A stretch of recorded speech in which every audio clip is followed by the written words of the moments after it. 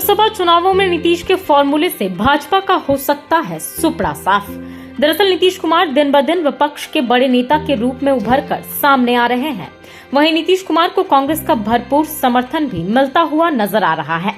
जाहिर सी बात है कि कांग्रेस से हरी झंडी मिलने के बाद नीतीश कुमार ने विपक्षी एकता के मिशन को धार देना शुरू कर दिया है। इसी कड़ी में नीतीश कुमार ने विपक्षी एकता की अपनी मुहिम के तहत आम आदमी पार्टी के नेता अरविंद केजरीवाल और लेफ्ट के नेताओं से मुलाकात की। इसी कड़ी में सीपीएम के नेता सीताराम येचुरी से भी उन्होंने मुलाकात की। इस मुलाकात के बाद पटना लौटने पर उनके चेहरे पर विजयी मुस्कान दिखी थी। वहीं जब कांग्रेस ने पार्टी के बड़े हरीश रावत को विशेष संदेश के साथ पटना भेजा तो नीतीश की लोकप्रियता में 4 चांद लग गए। इन सब घटनाक्रमों को देखकर ऐसा लग रहा है कि अब कांग्रेस भी समझ चुकी है कि नीतीश कुमार के सहारे ही विपक्ष की सत्ता में वापसी हो सकती है।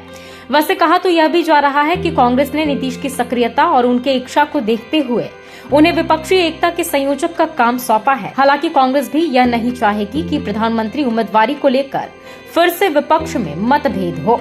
ऐसे में संभव है कि विपक्ष 1977 के तर्ज पर एक होकर चुनाव लड़े, लेकिन पीएम का कोई फेस सामने नहीं रखा जाएगा।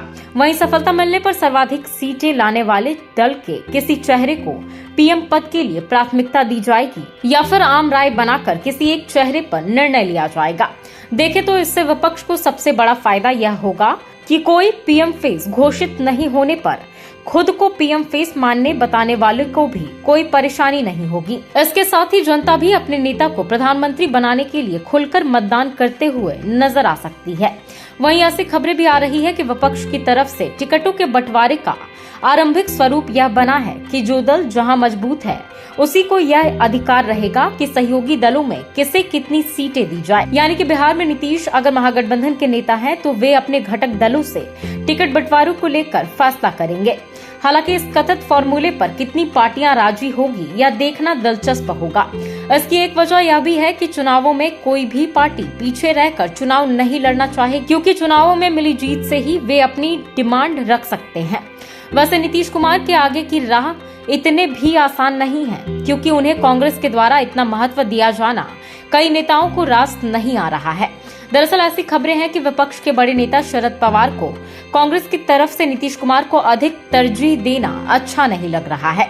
हालांकि इन दिनों वे खुद अपनी पार्टी की अंदरूनी समस्याओं से जूझ रहे हैं। गौरतलब है कि शरद पवार के भतीजे अजित पवार के बारे में ऐसी चर्चा है कि वे बीजेपी ज्वाइन करने वाले हैं।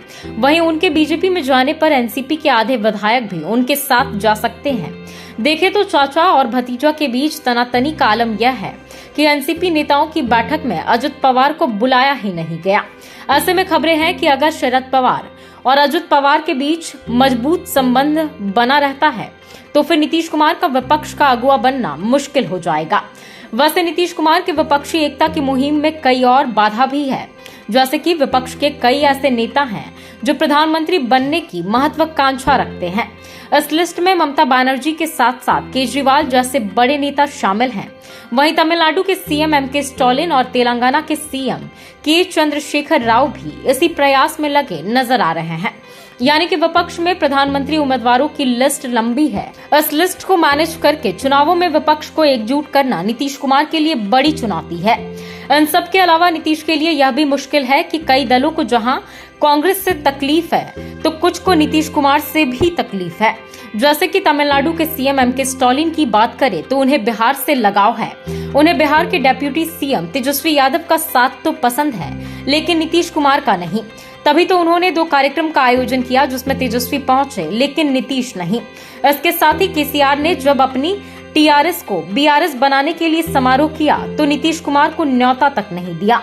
यानी कि नीतीश कुमार कांग्रेस के समर्थन से मजबूत दिख रहे हैं और उन्होंने कहीं न कहीं एक फॉर्मूला भी सेट कर लिया है जिससे कि विपक्ष का सत्ता में आने का सपना साकार हो सकता है।